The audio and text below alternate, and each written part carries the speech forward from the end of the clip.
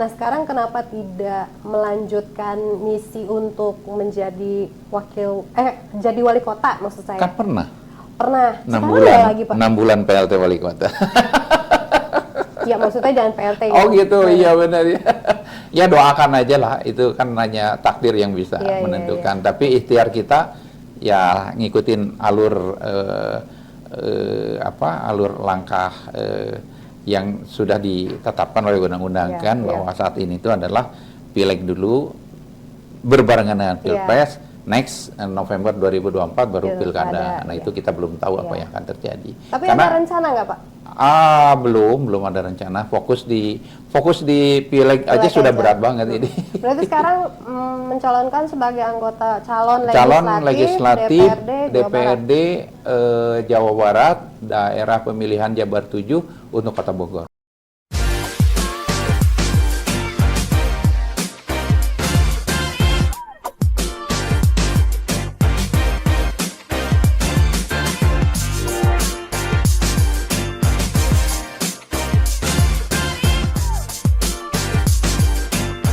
Assalamualaikum warahmatullahi wabarakatuh. Ketemu lagi dengan Pojok Satu. Kali ini ada di sisi mau nyoblos dan saya kedatangan bintang tamu yang bukan bintang tamu ya Pak ya. Narasumber yang sudah tidak asing buat saya karena beliau dulu adalah wakil Wali kota ya iya. Pak. Periode berapa tuh Pak? Periode 2014 2019 ya. 2019. Ya, 5 tahun ya. 5 tahun. Pak Usmar Hariman sekarang sempat hilang. Dan sekarang muncul lagi ke permukaan. Beliau sebenarnya sempat bikin pusing. Bapak tuh bikin pusing sebenarnya. Pusing orang-orang di Demokrat. Tapi banyak obat lah. Pak Usmar apa kabar? Baik, Ipe. Iya. Alhamdulillah kayak sehat, makin bugar kayaknya ya. Bugar tapi agak turun berat badan kelihatannya. Banyak orang bilang kok kurusan sedikit. Ya prihatin lah. Prihatin kenapa? Waduh, prihatin kenapa ini jadi pertanyaan nih? Prihatin melihat situasi politik nasional menjelang pilpres dan pileg. Saat ini ya, saat ini mungkin. Enggak juga mainnya. Berarti ngurusinnya baru-baru dong. Oh iya, betul. Gitu. Tapi kalau berbicara tentang politik nasional nih Pak, Pak Usmar ini kan Demokrat. Betul. Sempet loncat juga, pindah ke lain hati. Iya, betul. Lalu kembali lagi ya Pak? Iya, betul. Jadi siapa yang didukung?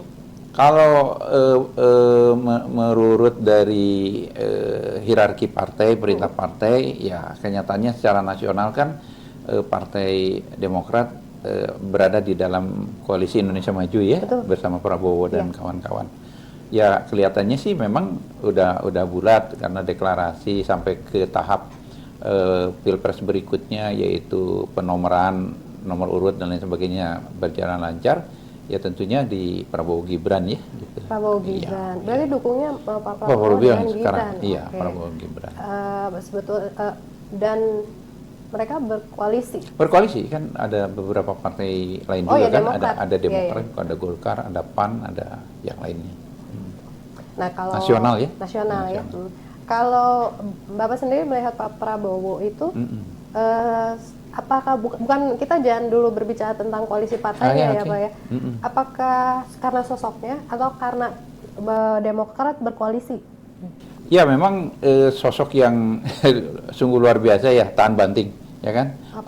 Artinya kan terus menerus kan, walaupun berapa kali ikut pilpres beliau belum ditakdirkan berhasil, tapi terus dalam zamannya pilpres berikutnya beliau ditakdirkan untuk maju lagi sampai sekarang kan gitu. Entah yang keberapa kali ya, itu kita lihat bahwa mau 4 kali ya Pak? Mau 4 kali ya. Iya. Jadi artinya kan nggak semua orang bisa mampu begitu kan gitu.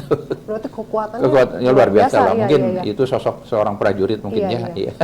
Jadi itu adalah sebuah target, tapi bukan seseorang yang kita lihat ambisius. Kan itu kan berbeda ya Pak. Ambisi dengan ambisius itu berbeda. Iya, beliau punya tekad yang cukup untuk mampu memerankan, membawa Indonesia maju ke depan kan gitu.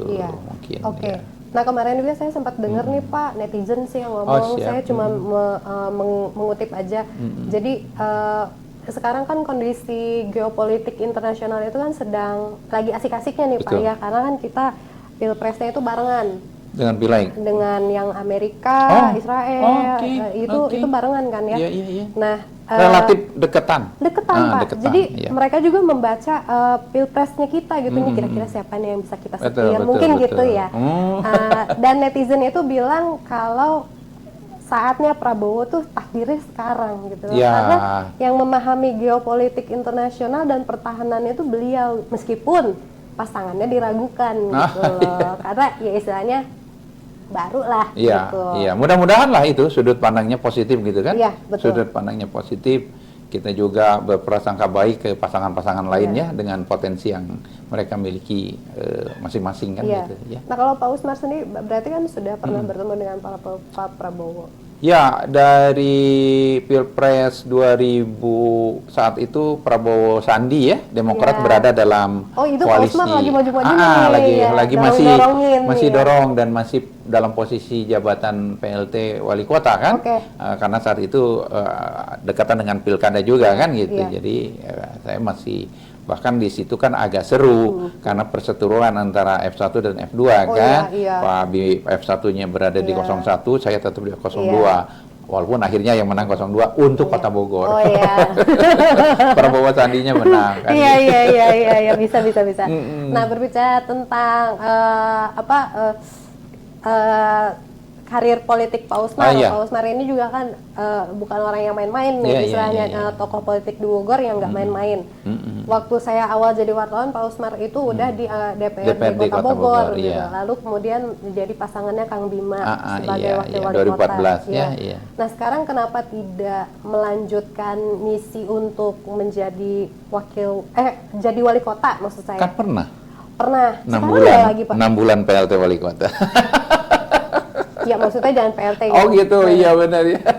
Ya doakan aja lah, itu kan hanya takdir yang bisa Iya, menentukan. Tapi ikhtiar kita ya ngikutin alur alur langkah yang sudah ditetapkan oleh undang-undang Iya, kan, iya. bahwa saat ini itu adalah pileg dulu berbarengan dengan pilpres. Next November 2024 baru pilkada. Nah iya. itu kita belum tahu apa Iya. yang akan terjadi. Tapi ada rencana nggak Pak? Belum ada rencana. Fokus di pileg aja Pileg sudah aja. berat banget ini. Berarti sekarang mencalonkan sebagai anggota calon legislatif DPRD, DPRD Jawa Barat, daerah pemilihan Jabar 7 untuk Kota Bogor. Kota Bogor. Kota Bogor. Nomor berapa? Nomor urut 1. Satu iya. Nomor Wahid. Wahid. Pokoknya yang pertama kali. Iya. Nah, Pak Usmar ini berarti dari terakhir karir politik di wakil wali kota, kemudian sekarang nyalek. Nyalek. Setelah 5 tahun istirahat. 5 tahun istirahat. Dan itu juga sebenarnya sempat banyak pertanyaan. Pak Usmar tuh tiba-tiba menghilang. Banyak yang nyari.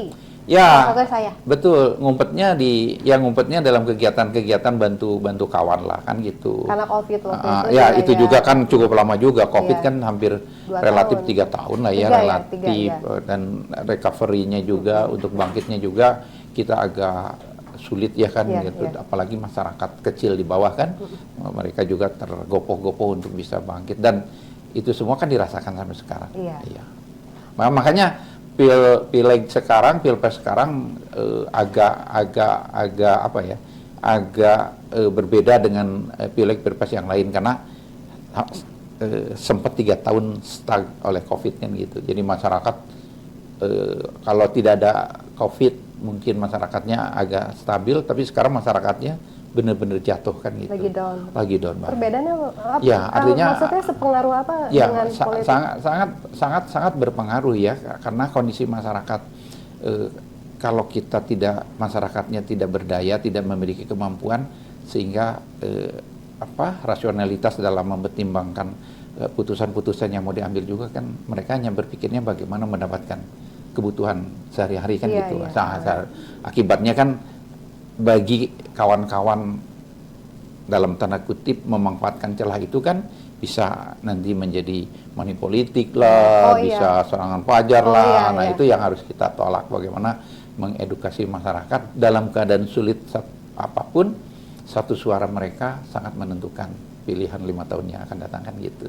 Nah ini yang agak berat kan gitu. Ini yang harus harus diedukasi, harus diedukasi ya. Tapi sejauh ini Pak Usmar melihat di lapangan, apakah sudah ada yang namanya money politik itu sudah ada? Ya, dalam tanda kutip mungkin sudah terjadi ya kalau diindikasikan bahwa memberi sesuatu karena kita datang, karena ternyata atmosfer masyarakat juga agak kurang respon kalau ternyata kita datang ke bawah, kita tidak bawa buah tangan kan gitu masyarakat. Oh, bingkisan, Minimal kan gitu. Nah, dan kebiasaan-kebiasaan itu apa disebut money politik atau apa, kita juga kan mengartikannya tergantung sudut pandang kan gitu. Tapi kalau misalkan ada caleg nih datang bawa bingkisan atau itu sembako ya Pak, itu jatuhnya money politik atau enggak sih? Nah, itu tergantung kan, ada kriterianya juga kan, berapa besaran rupiah yang dibolehkan, ya kan, dengan kriteria tertentu. Apa harus dideskripsikan bahwa apa yang diberikan itu, oh itu sekadar akomodasi mungkin kan gitu, atau sekadar ongkos ganti bensin mereka datang, atau sekedar ongkos makan siang, bisa saja kan begitu. Oke. Tapi kan kadang kita sulit mengartikan itu semua kan gitu. Nominalnya harus berapa sampai itu harus dikatakan sebagai money politik? Ya, kalau sampai pengaruhnya sampai dia merubah pilihan kan gitu kan. Oke. Sampai dia tapi kan semuanya terjadi pada saat kalau nanti terjadi proses tanggal 14-nya kan gitu, baru ketahuan. Saya udah sowan ke Mbak IP kan gitu. Kita udah berikan sesuatu. Ternyata di wilayah itu loh kok jadi kalah kan. Kan gitu. Dia mengkhianati. Tapi kan ketahuan kan nanti, kan gitu, belum sekarang kan gitu. Tapi kalau misalnya nih, Pak Usmar datang ke saya, Ipeh nanti nyoblos saya ya. Iya. Pak Usmar ada, walaupun dengan terus terang gitu ya.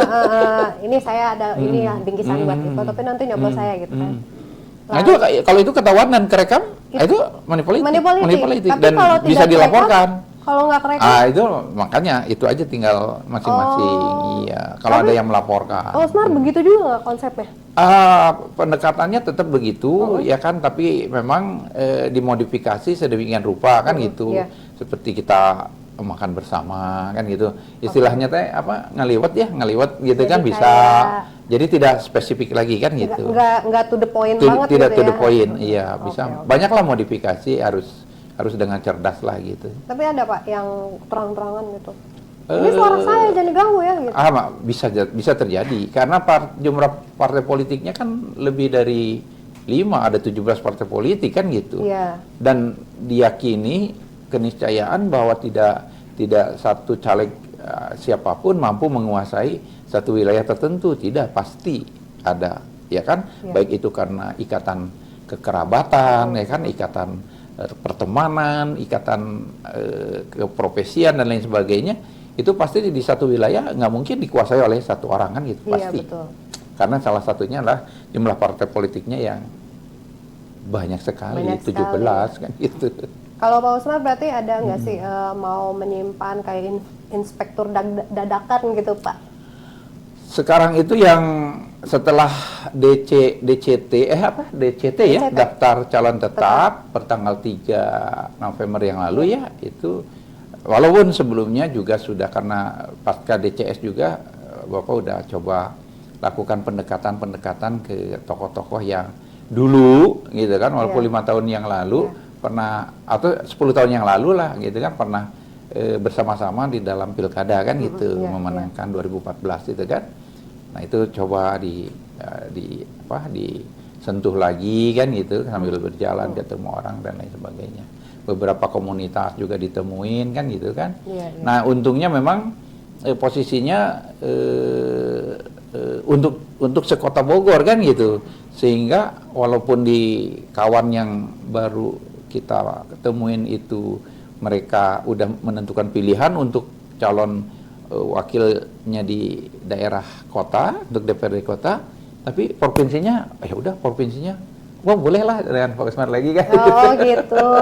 Ya. Jadi bisa suaranya yang beragam, tapi karena punya kedekatan dan memori, mereka mengarahkan untuk provinsinya secara Pak, kalau Pak Usmar kan udah familiar ya, udah lama lah istilahnya, warga negara Bogor nih ya, udah kenal banget sama Pak Usmar. Nah Pak Usmar, kita kembali lagi ke masa lalu ya Pak. Boleh, iya.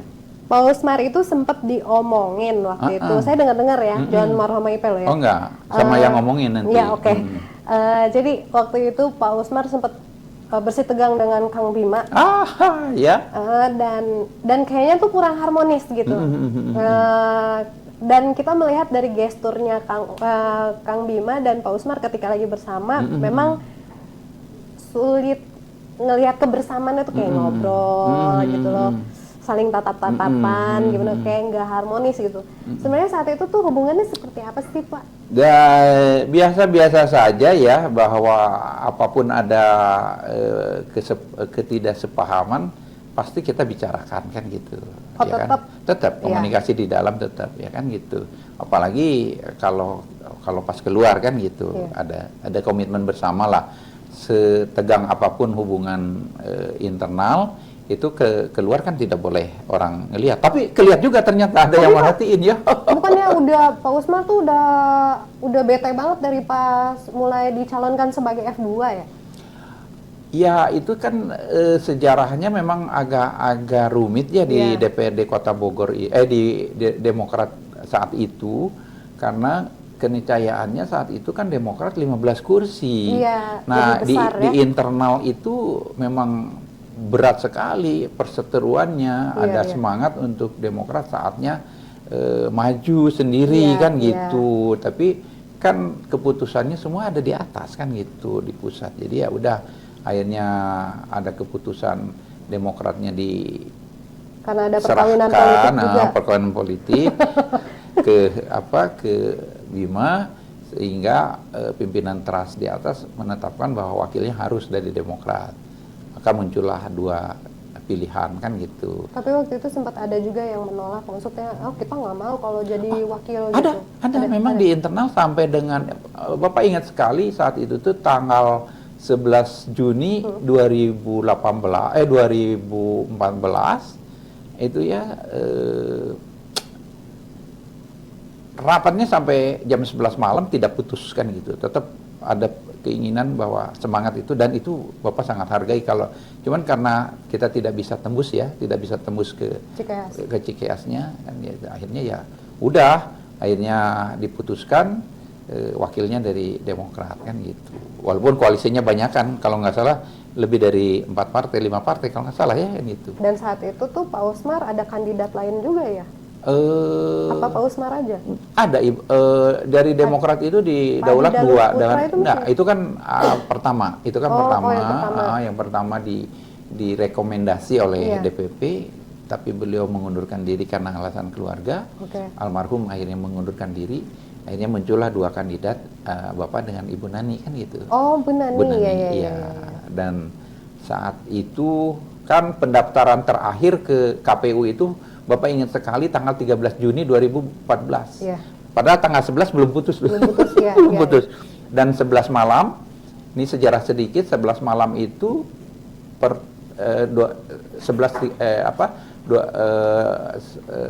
setengah 12 itu Pak Bima itu udah memilih Ibu Nani, bukan saya. Tapi saat itu saya udah DCT saya kan ini sempat bocor nggak? Nggak bocor, nggak ada yang baru nih. Ini ya baru. Berarti Kang Bima lebih memilih Bu Nani. Iya, Bu Nani. Oke, saat terus? itu yang dipilih Bu Nani, lantas terjadi dinamika dari setengah 12 sampai subuh itu. Nah, terakhir saya sih udahlah kan gitu kan. Ya Bu Nani, karena udah DCT juga kan. Udah fokus untuk pemenangan periode ketiga di DPRD kan. Jadi udah nothing tulus lah, udahlah oke kan gitu. Cuman jam subuh, menjelang subuh itu saya di WA gitu kan, untuk segera menghubungi partai kan gitu. Ada berita yang harus disampaikan. Dari situlah baru tahu, dan saya dengan Bima belum pernah ketemu sebelumnya. Selama pencalonan itu belum pernah ketemu. Oh, karena Kang Bima juga baru-baru kan? Iya, tapi kan beliau dengan paguyuban Bogornya udah 2 tahun lama, lebih. iya. Ya. Cuman kan kita dari Dewan hanya mantau-mantau aja kan gitu. Di internal Demokrat belum pernah ketemu. Pernah ketemu dengan beliau di Bogor, di DPC Bogor itu ya say hello aja kan kita. Silaturahmi biasa. Pas dia Iya, kunjungan ke Partai Demokrat. Jadi 11 Juni 2014 jam 12 malam, setengah 12 malam itu putusan udah di Ibu Nani sebagai wakil. Yang notabene Bu Nani hanya ingin jadi F1 saat itu perannya. Dan dia bersikeras. Bersikeras gitu. Tapi pilihan ternyata DPP menyerahkan seluruhnya ke Pak Bima kan saat itu. Karena pada saat rapat jam 11 itu semua diserahkan kembali, karena Bapak kan saat itu sebagai majelis tinggi ya, majelis pertimbangan partai, ikut memimpin rapat dengan sekretaris saat itu karena Pak Adi berhalangan, sehingga serahkan 2 calon dari internal itu ke DPP. Ternyata DPP mekanismenya diserahkan kembali ke calon wali kota untuk memilih siapa. Nah, setengah 12 itu saya di rumah dapat berita beliau milih Bu Nani, alhamdulillah kan, jadi nggak kebebanan juga. Fokus. Tapi kan ini nggak heboh di luar ya, nggak, tidak heboh di luar. Kita tidak tahunya heboh Pak di luar. Usmar aja. Iya. Nah, terus jam 5 pagi baru saya ditelepon oleh sekretaris saat itu Vero Sopakua ya, sekretaris partai. Yang sekarang jadi ajudan atau apa namanya saya nggak tahu itu nomenklaturnya apa. Itu hubungi partai, saya hubungin Pak, diceritakan sedikit ada dinamika dari setengah 12 sampai dengan subuh di antara mereka. Bapak nggak ikut, bahwa Pak Bima akhirnya memilih Pak Usmar dengan pertimbangan kan gitu, A, B, C, D. Harus mau jadi wakil. Iya, memang pilihan Demokrat kan hanya untuk wakil kan. Oh gitu, saya bilang nggak, ini juga nggak surprise juga kan, biasa aja kan gitu. Nah 738 ingat tanggal 2, ini udah tanggal 12 loh. Iya. Besoknya kan pendaftaran itu. 738 sebelum Bapak berangkat ke ke DPRD itu ada telepon kan gitu. Bapak biarin aja kan gitu. Tapi nomornya unik kan gitu. 0 belakangnya kan gitu. Nomor baheula teh dia. Saya angkat kan gitu. Nah di situ pertama kali saya menerima pesan dari Bima. Oh, dia telepon saya, langsung, iya. Telepon, dia kenalin diri, Kang, saya Bima, kita pasangan gitu. Oh iya, karena subuhnya kan saya udah dapat informasi dari. Dan Pak Usmar menerima itu? Karena udah putusan partai kan. Apapun syaratnya? Iya, gitu. Karena udah perintah, gimana lagi kan udah perintah. Tapi sebenarnya dalam hati Pak Usmar sendiri bagaimana? Karena saat itu juga sama-sama belum saling mengenal ya, jadi apa aja. Chemistry nggak dapet ya Pak? Iya, apa aja lah, ya udah karena sama-sama perintah partai, ya udah saya terima aja karena perintah partai ya. Gitu. Makanya kembali ke pertanyaan awal tadi, chemistry-nya ada yang ngintip kurang harmonis, ya mungkin karena itu. Karena itu mungkin karena ya, gitu. Dari awal. Tapi rasa-rasanya harmonis di dalam itu. Dalamnya kita kan ngelihatnya dari gesturnya kok kayak yang dijodohin banget gitu. Oh iya, betul. Kelihatannya dijodohin. Memang dijodohin sih. Padahal Bapak setengah 12 malam tanggal 11 setengah 12 itu udah bersyukur banget dia nggak milih saya kan gitu, itu aja. Sangat bersyukur. Yang tanggal 12 itu? Tanggal 11. Tanggal 11. Setengah 12 malam. Wah, gawat Pak. Sebentar Pak. Pi, nanti di-cut ya, Pi. Ada azan. Ada azan. Kalau nggak gitu nggak sholat, lewat. Oke, udah Pak. Seneng banget hari itu. Malam itu udah seneng banget. Keluarga juga udah seneng kan gitu. Karena modalnya kan karena udah pasti DPT-nya kan udah dapat untuk Dewan periode ketiga kan gitu. Dan Bapak lebih enjoy di DPRD sebenarnya. Dan saat itu 5 tahun Bapak berhasil mendampingi beliau. Ya, meskipun berhasil. Banyak paket roknya lah kalau. Oh iya, luar dalam lah itu mah biasa lah, karena beliau juga mungkin begitu banyak kepentingan, begitu banyak tim ya kan gitu kan. Desain juga banyak tim, banyak masukan. Jadi ya sama-sama lah kedewasaan aja yang bicara kan saat itu. Tapi trauma nggak sih Pak sama PAN? Sama apa? Sama PAN. Oh, kalau dilihat sejarah reformasi, Justru Bapak lahirnya dari PAN. Oh, dari PAN. Awal reformasi itu saya sama-sama dengan Pak Amin Rais di di DPR kan, Iya, iya. reformasi kan gitu. Cuman karena ada pencarian yang begitu panjang yang Bapak inginkan, yang dulu orang masih belum tahu bahwa betul SBY akan maju kan gitu. Iya, Nah, iya. itu dalam perjalanan saya lihat, saya istiqoroh, memang saya berpikir juga ini perlu pimpinan pasca reformasi itu pimpinan yang kuat kan gitu, Iya. dan berlatar belakang militer kan gitu. Nah, sosoknya siapa kan masih gelap saat itu, nggak ada yang tahu. Setelah Bapak ditawari menjadi cikal bakal Demokrat Kota Bogor 2002 saat itu, benar nggak nih belakangnya itu? Nggak ada yang percaya kan, nggak ada yang mau. Diajak satu-satu juga nggak ada yang mau kan gitu kan. Nah, ternyata betul kan gitu. Nah, Bapak bisa ngikutin lah selama kurang lebih 15 tahun ya bersama dengan SBY kan gitu. Berarti Begitu Bapak tuh masuk dari PAN, Demokrat, ah, terus ikut di Gerindra, kembali ke rumah Demokrat besar lagi. ya. Dan saya mau tanya nih, Nah, Bapak kenapa pindah dari Demokrat ke Gerindra? Apakah ada hubungannya dengan soal pilkada yang saat itu Bapak jadi wakil? saat itu kan yang dilihat itu sama Bapak itu kan suksesi nasional ya. Jadi memang harus ada yang meneruskan dari SBY ke siapa kan gitu. Nah, nampaknya figur beliau cocok ya gitu, Prabowo saat itu, dan saat itu partainya bagus juga kan gitu. Oh, jadi Bapak lebih ininya ke Figur pemimpinnya, pimpinan, ya, ke iya. pemimpinnya.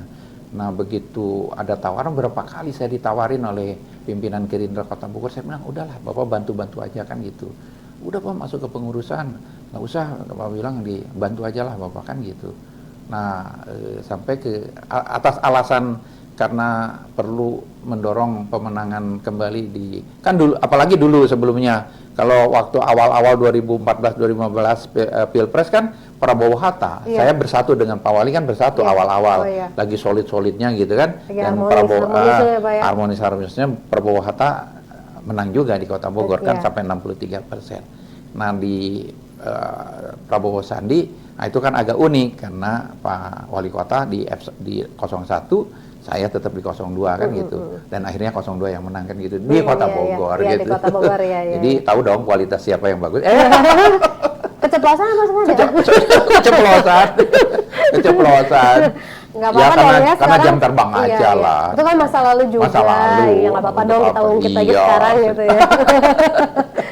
Tapi sekarang udah pernah ketemu sama Kang Bima lagi? Tidak, hanya mungkin udah lama sekali, paling WA beberapa kali. Oh, sempat WA. komunikasi lewat WA. Iya, tapi tidak ke substantif persoalan Bogor kan gitu. Oke, nah kalau soal Pilpres gini artinya kan ada harus sekarang bersatu lagi ya karena PAN Iya, ada di dalam. iya, betul. Iya, tapi begitu kemarin dilihat tim pemenangan Pilpres di Kota Bogor, Bapak diajak juga, tapi udahlah ya generasi muda aja lah yang maju lah kan gitu, jadi nggak ikut di dalam.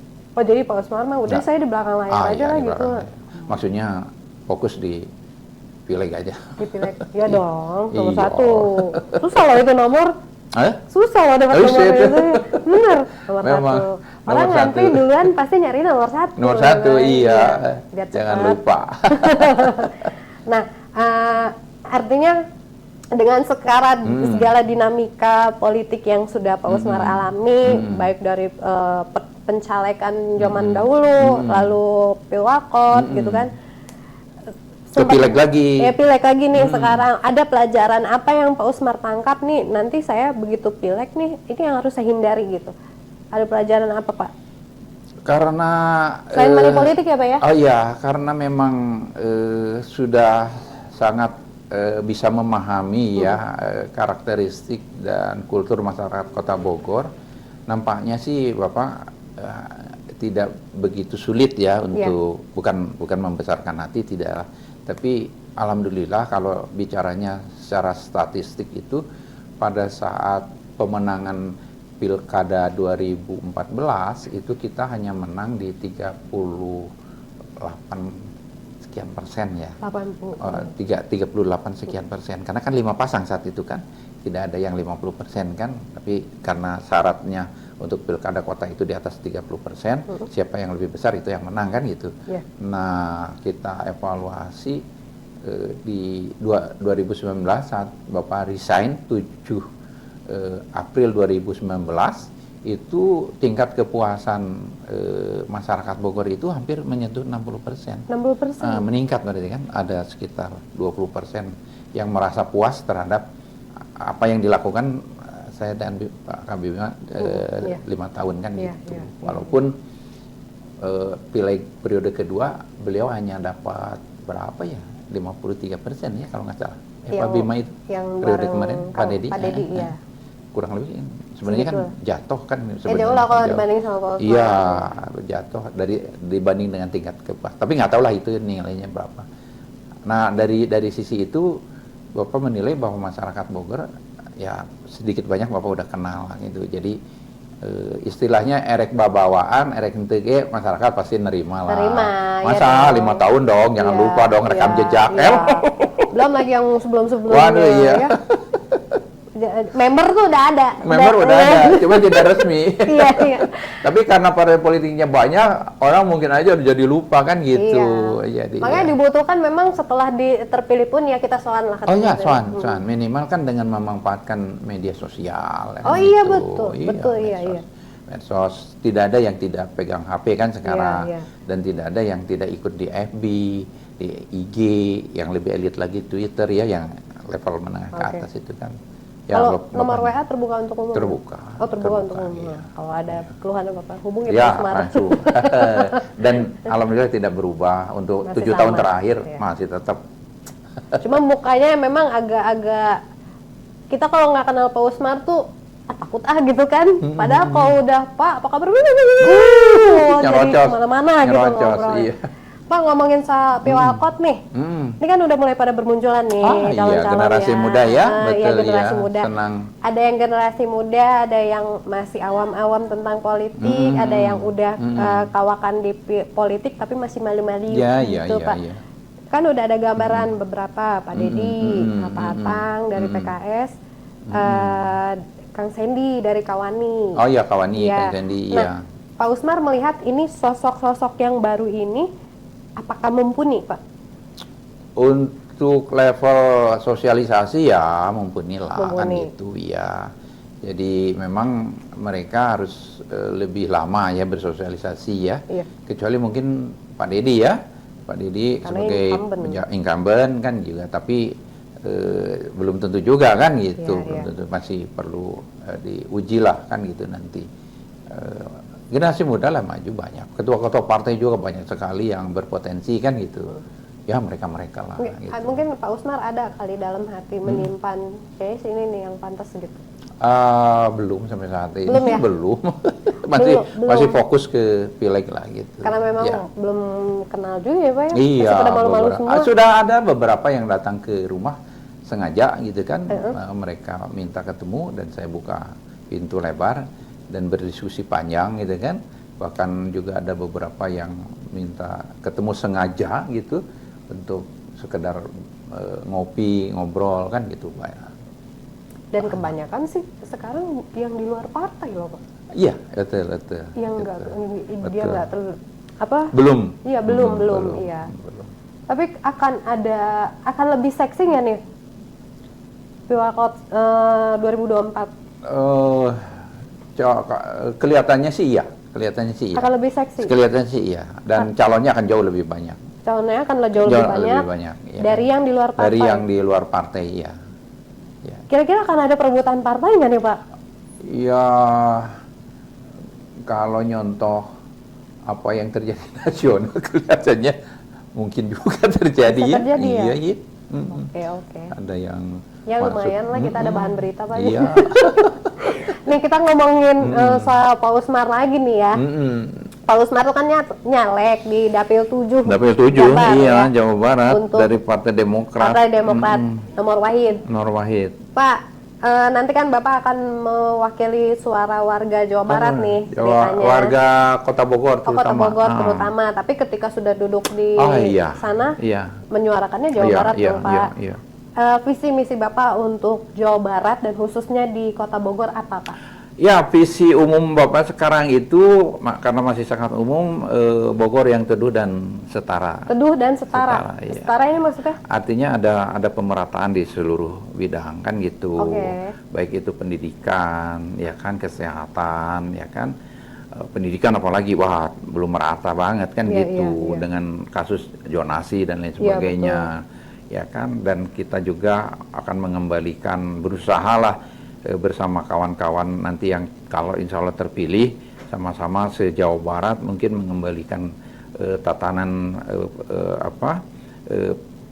penyelenggaraan pengelolaan pendidikan untuk SMA dan SMK kembali ke Bogor lah kan, walaupun undang-undang pendidikan nasionalnya undang-undang yang mendasari bukan undang-undang pendidikan nasional tapi undang-undang pemerintahan daerah ya itu undang-undang nomor 32 tahun 2014 ya kan gitu. Hatam masih hatam kan gitu.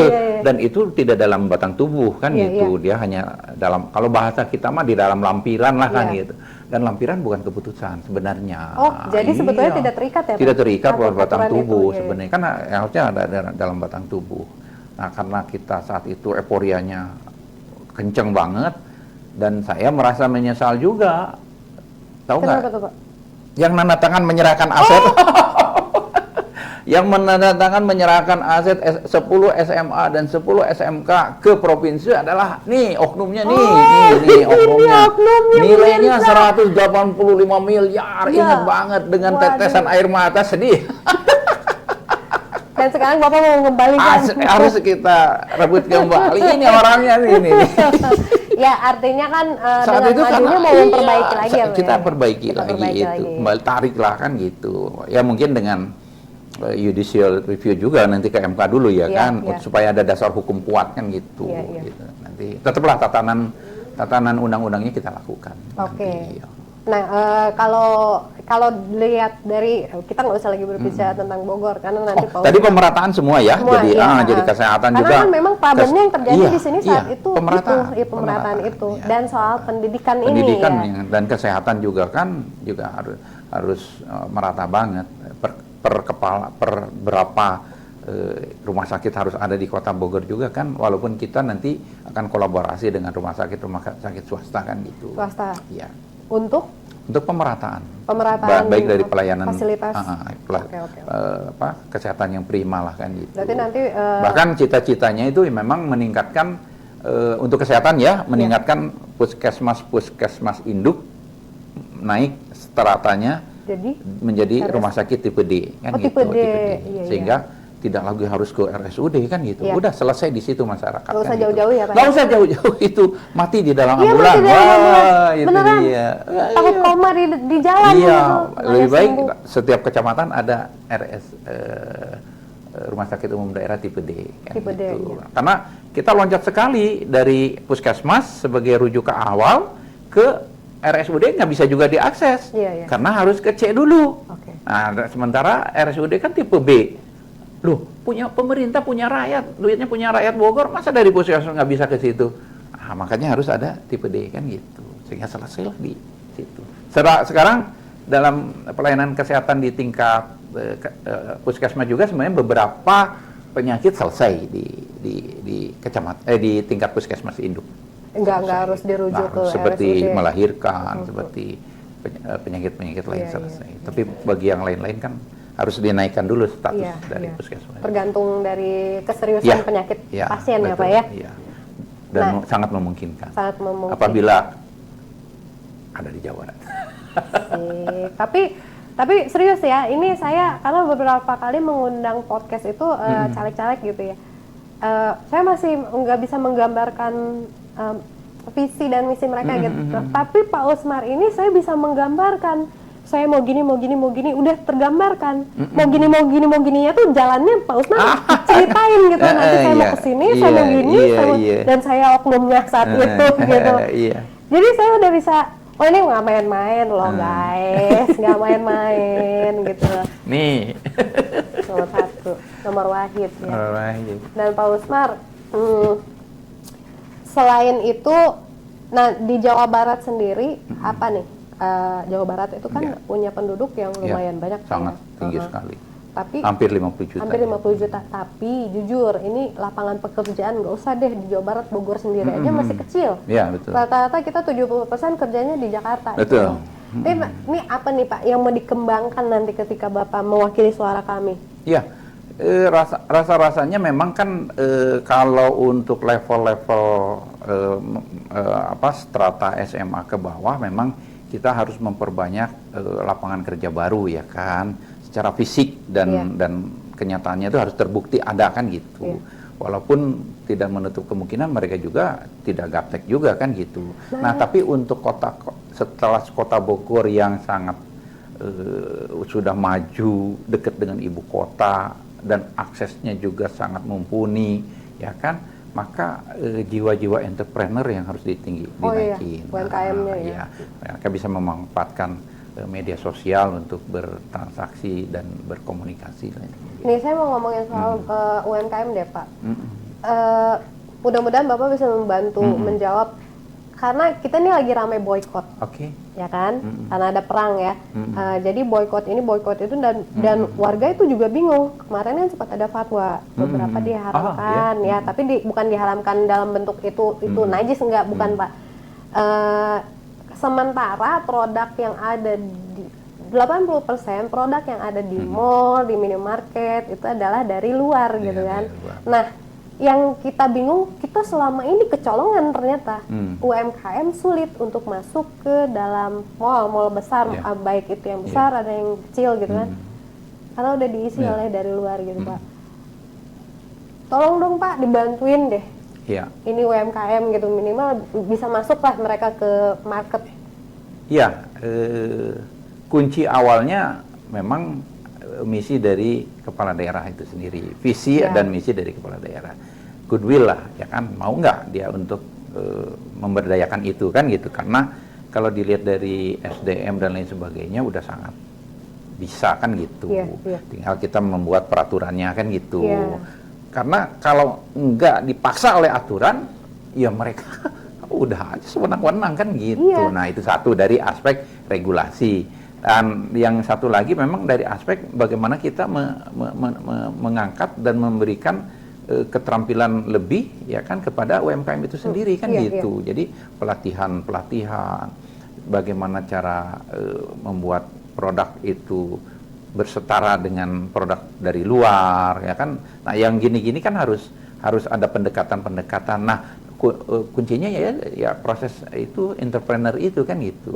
memberikan pelatihan dan juga pelatihan keterampilan untuk lebih berkreasi di dalam berinovasi di dalam produk-produk yang tidak hanya singkong aja kan gitu. Tapi singkong bisa jadi apa kan gitu. Nah, bayangkan aja ini produk UMKM dari petani masuk ke kota, dibersihin ya, dikulup, digoreng atau dikasih keju sedikit, dari harga 2.000 sekilo ya bisa jadi 20.000 sepiring. 20.000 sepiring di kafe. Oh iya benar. Bayangkan kan gitu. Padahal awalnya produknya dari produk bawah. Mudah-mudahan dengan pelatihan itu juga dengan dorongan bisa mukul balik nih. Kalau bisa lu yang keluar negeri. Jadi ketergantungan produk-produk luar juga akhirnya berkurang secara itu. Iya betul. Kayak contohnya yang di Purwakarta aja yang sate Marangi. Oh iya Marangi. Yeti. Itu kan didorong banget tuh sama pemerintahnya. Harusnya begitu. Iya. Sampai dia akhirnya gede banget di Amerika. Betul. Dan ada komponen lain juga kan, ada Dewan Koperasi atau itu Dekopin ada kan gitu. Dan bayar pajaknya lumayan. Ternyata. Ya, beberapa daerah saat saya ngejabat di Kota Bogor juga kan beberapa daerah juga mengadop itu ya, kemudahan regulasi bagi mereka. Betul. Ya kan gitu. Sekarang zamannya NIB dan lain sebagainya, gratisin kan gitu. Iya. Gitu. Jadi nggak usah ngejelimet banget. Iya. Siap, bagus lah sekarang udah. Aksesnya udah sangat mumpuni. Pak, sebenarnya saya tuh enjoy banget ngomong sama Pak Usman dari dulu ya. Saya nih waktu saya jadi wartawan ini jujur ya Pak ya. Iya. Waktu itu kan redaktur saya Om Oy. Oh iya. Jadi kita tuh kalau apa-apa misalnya ada masalah apa, yang dicari tuh cuma Pak Usmar loh. Anggota dewan lain tuh nggak, kenapa? Karena dia yang bisa menjawab tuh Pak Usmar gitu. Ya mudah-mudahan Pak Usmar tidak berubah gitu kan. Isi kepalanya bisa dicontoh oleh orang lain. Amin. Ya. Amin. Pak Usmar, terima kasih banyak. Sama-sama. Ada pesan nggak untuk yang menonton nanti? Ya, melalui pojok 1 Bapak memesankan ya kan bahwa memang saat ini kita dalam keadaan yang sangat sulit kan gitu. Tapi Bapak sangat yakin dengan semangat kebersamaan dan kultur masyarakat Kota Bogor yang semangat gotong royongnya tinggi, segala persoalan bisa diatasi. Bahwa menjelang 14 Februari 2024 nanti akan ada kontestasi Pileg dan Pilpres, manfaatkan. Satu suara Anda menentukan 5 tahun yang akan datang. Jangan Semangat. sampai enggak. Ingat. Jangan sampai enggak. Ingat. Udah boleh belum? Nggak apa-apa. Nomor nggak apa-apa. wahid. Iya. Oh, nomor wahid. Oke. Siap. Pak Usmar, terima kasih banyak. sama-sama. Pokoknya sukses untuk Amin, karir amin. politiknya. Terima kasih sudah mau datang ke sini. Oh, makasih juga Matur Mbak Ipe, nuhun. mohon sama-sama. Teman-teman, kita pamit juga. Ya. Jangan lupa subscribe dan pokoknya eta loh. Atur nuhun sadayana. Assalamualaikum warahmatullahi wabarakatuh. Assalamualaikum warahmatullahi wabarakatuh. Sampurasun. Pak Usmar, tos dulu. Tos.